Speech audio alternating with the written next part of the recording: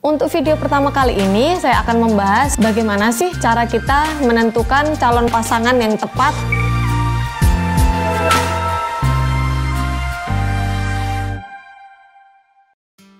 Assalamualaikum warahmatullahi wabarakatuh. Selamat datang di channel Rumah Sora.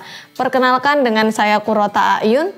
Ini adalah video pertama kali saya tampil ngevlog di depan kamera, karena biasanya kami hanya di belakang layar aja nih. Oh ya, sebelumnya channel Rumah Sora ini banyak mengunggah video ucapan selamat seperti Selamat Hari Raya Idul Fitri, terus kemudian konten-konten grafis dan lain sebagainya. Nah, untuk saat ini kami tidak akan mengunggah kembali video-video mengenai konten grafis karena membutuhkan waktu editing yang sangat lama dan membutuhkan PC dengan kapasitas yang besar. Oh iya, kami ucapkan terima kasih buat teman-teman semuanya karena subscribernya sudah 1.500 nih. Oh iya, terima kasih nih buat support teman-teman semuanya karena subscribernya sudah mencapai 1.500. Untuk saat ini kami akan banyak mengunggah video tentang keluarga kecil kami, baik itu dari sisi keuangan, kemudian sisi parenting, psikologis, permainan anak, dan akan ada banyak sekali konten-konten yang bermanfaat buat teman-teman. Untuk video pertama kali ini saya akan membahas dengan tema bagaimana sih cara kita menentukan calon pasangan yang tepat, kayak gitu ya. Banyak dari kita ketika kita menentukan calon pasangan biasanya kita susah untuk menguraikannya, untuk menguraikan perasaan. Mungkin dari teman-teman semuanya merasa bahwa ketika teman-teman menentukan pasangan yang tepat, oh aku merasa nyaman nih dengan si dia. Kemudian teman-teman berkenalan, terus PDKT, terus kemudian saling menyatakan perasaan dan kemudian menentukan tanggal pernikahan. Oh ya, tapi jika kita mau menguraikannya itu banyak sekali sebabnya. Untuk itu di sini saya langsung saja akan menyampaikan tips yang sekiranya ini bermanfaat buat teman-teman. Karena saya sudah saya sudah mengalami pernikahan juga dan saya menerapkan ini. Nah, mungkin ini juga bermanfaat buat teman-teman. Baik, untuk tips yang pertama, yaitu teman-teman pertama kali pastinya mulai berkenalan dahulu ya. Nah, di sini perkenalan durasi waktunya menurut saya yang paling seminim-minimnya adalah waktu 3 bulan. Tapi menurut Dr. Boston, pakar psikoterapi, beliau menyebutkan bahwa untuk saling mengenal calon pasangan itu setidaknya minimal 6 bulan. Saya juga setuju dengan itu. Oleh karena itu, kenapa pada saat berkenalan menentukan calon pasangan, saya pribadi ya lebih memilih pasangan yang sudah saya kenal dalam setting tidak untuk mencari jodoh, tapi perkenalan semacam itu teman lama saya, itu teman organisasi saya, itu kakak tingkat saya, terus kemudian itu tetangga saya. Nah, seperti itu. Karena di sini berkenalan ini settingannya nanti natural. Saya bisa mengenal teman-temannya, saya bisa mengetahui habit si A tersebut itu seperti apa, kalau di rumah dengan orang terdekatnya itu bagaimana, seperti itu. Pada saat proses perkenalan ini, teman-teman usahakan bertemu ya, mengenal secara langsung, adanya seperti kopi darat kali ya. Nah, ketemu secara langsung. Jadi berkenalannya tidak hanya melalui CV, kemudian cocok, terus menentukan hari H dan lain sebagainya. Tidak seperti itu ya. Kalau menurut saya, perkenalan untuk menentukan pasangan ini, kita sebaiknya harus ada pertemuan, saling melihat, terus kemudian setidaknya kita mengenal temannya, saudaranya, keluarganya, dari mana backgroundnya seperti apa. Nah, terus kemudian dia kuliah di mana, dia saat ini sedang kerja apa, seperti itu ya. Karena jika teman-teman hanya mengenal melalui CV atau perkenalan-perkenalan online, melalui aplikasi, melalui chat dan lain sebagainya, pada saat seseorang berkenalan itu yang ditulis atau yang ditampilkan biasanya itu hanya tampilan itu hanya yang tertulis. Beda dengan saat kita melihat secara langsung atau berdiskusi secara langsung. Bisa jadi itu beda dengan yang ada di tulisan itu. Selanjutnya yaitu tips yang kedua. Nah, di sini teman-teman bisa memilih calon pasangan yang mampu untuk diajak bicara secara terbuka dari sisi negatif ataupun sisi positifnya. Kebanyakan dari kasus perceraian yang ada yaitu menyatakan bahwa perceraian terjadi karena adanya komunikasi yang tidak baik ataupun jika secara real life salah satu sebab yaitu finance atau keuangan. Nah, kemudian saya mengkerucutkannya, sebenarnya banyak masalah ini tentang apa sih seperti itu. Ternyata waktu saya lihat lebih detail kembali yaitu masalah keuangan yang tidak dikomunikasikan dengan baik seperti itu. Contohnya, ketika salah satu pasangan ingin memberi kepada orang tuanya, tapi si istri ataupun si suami tidak dikasih tahu nih cara ngasihnya secara sembunyi-sembunyi. Nah, di sini sebenarnya hal itu adalah baik ngasih orang tua ya, tapi karena ini tidak dikomunikasikan dengan baik dengan pasangan kita, jadinya itu akan menimbulkan semacam permasalahan seperti itu. Awalnya masalah ini sepele karena mungkin salah satu pasangan merasa tidak dihargai, tapi akhirnya jadi melebar kemana-mana. Nah, terus kemudian seperti adanya pinjaman online, mungkin salah satu pasangan punya hutang yang banyak dan lain sebagainya.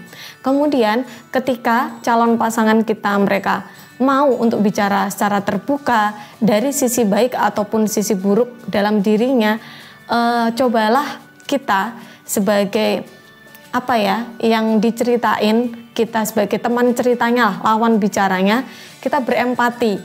Jadi tidak harus ke saat calon pasangan ini atau saat orang ini cerita kita nggak langsung komen, oh ternyata kamu kayak gini, punya hutang banyak, kamu punya pinjaman di sana dan di sini. Terus kemudian, oh sifatmu ternyata buruknya seperti ini, aku nggak mau kayak gitu. Nah, nggak seperti itu. Tapi cobalah untuk berempati, dengarkanlah dulu sampai omongannya itu selesai, baru kamu mencoba untuk mengomentari sesuai dengan kadar posisimu saat itu. Nah, terus kemudian itu bisa jadi pertimbangan seperti itu. Nah, seperti pengalaman saya pribadi ya, saat saya mau menikah, saya ngomong langsung ke calon pasangan saya bahwa ketika saya akan menikah nih, atau ketika saya sudah menikah denganmu, maka saya tidak akan bawa apa-apa, kecuali mungkin hanya laptop ataupun motor. Motor itu pun nggak pasti gitu loh, bisa jadi itu nanti langsung buat adik saya waktu mau kuliah dan lain sebagainya. Nah, karena kenapa di situ saya tekankan, karena di sini saya nggak suka calon pasangan saya itu kayak mengandalkan saya seperti itu, apalagi sampai mengandalkan uluran tangan dari kedua orang tua saya ataupun bantuan dari keluarga saya seperti itu. Jadi ketika saya sudah menikah, ya udah saya itu kita sama-sama lah mulai dari nol. Selanjutnya yaitu tips yang ketiga. Di sini teman-teman bisa memilih calon pasangan yang memiliki visi dan misi yang sama. Nah, tidak harus semuanya kita saling sama. Saya dengan calon pasangan saya nantinya harus semuanya sama, enggak. Tapi perlu juga adanya perbedaan untuk saling melengkapi. Nah, contohnya saya di background psikologi, sedangkan suami saya di background jurnalis. Itu kan kami berbeda ya, tapi kami saling melengkapi. Contohnya aja sekarang ini ya, saat saya nge-vlog di depan ini, yang men-setting kamera, lighting, semuanya itu dibantu oleh suami saya. Kemudian yang buat materi itu saya. Nah, itu contoh salah satu kerjasama. Terus kemudian kenapa perlu adanya visi dan misi yang sama? Visi dan misi yang sama ini dibutuhkan, contohnya aja saat kita ingin mengasuh anak. Terus kita ingin bawa pernikahan kita kemana nih, terus kemudian kita mau punya target keuangan yang seperti apa nih, kita mau pensiun di usia berapa dan lain sebagainya. Itu diperlukan visi misi yang sama biar kita satu tujuan, walaupun prosesnya berbeda. Contohnya si A kerja di mana, si B kerja di mana, tapi mereka punya satu tujuan.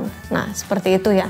Terus kemudian tips yang keempat yaitu usahakan kalian memilih pasangan yang punya self awareness yang baik.